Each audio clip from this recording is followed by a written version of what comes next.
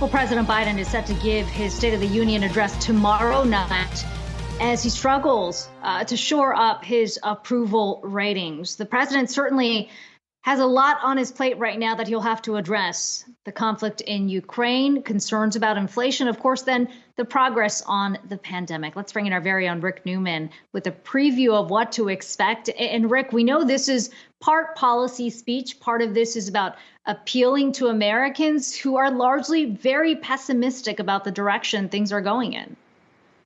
And we also know a lot of Americans don't even watch the speech, but it still matters. It's a primetime address, and it will reach about as many people as you can. I'm sure we're going to hear a lot about Ukraine, and Biden is going to try to reassure Americans that we're doing the right thing, that we're reacting to the Russian aggression as strongly as we can.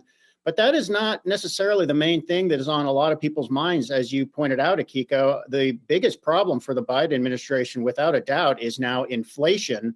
And the Ukraine war may actually make that worse because that is creating a lot of nervousness in markets about oil and natural gas supplies, which has pushed prices for those up a little bit higher. So, of course, we're seeing rising gas prices on account of those concerns.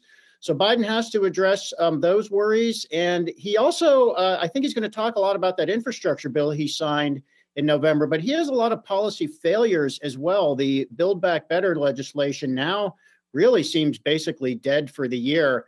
And at the beginning of the year, there was some hope that Democrats might be able to pull together a kind of a Build Back Better light that they might be able to pass by March 1st, and President Biden might be able to crow about in his State of the Union address. And of course, they're nowhere near that at this point. So Biden has a lot of unfinished business that he's going to have to acknowledge.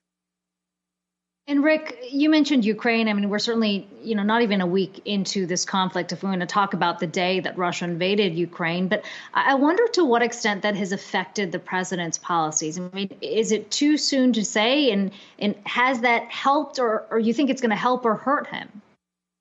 I think one thing Biden really must do tomorrow is I think he needs to address this thing that Russia did in the last couple of days, which is supposedly put their nuclear forces on high alert. That is unnerving to anybody who heard that. What does that mean? And what can President do to assure Americans that we're safe? I mean, who thought we'd even be here 30 years after the Cold War ended? But he needs to do that.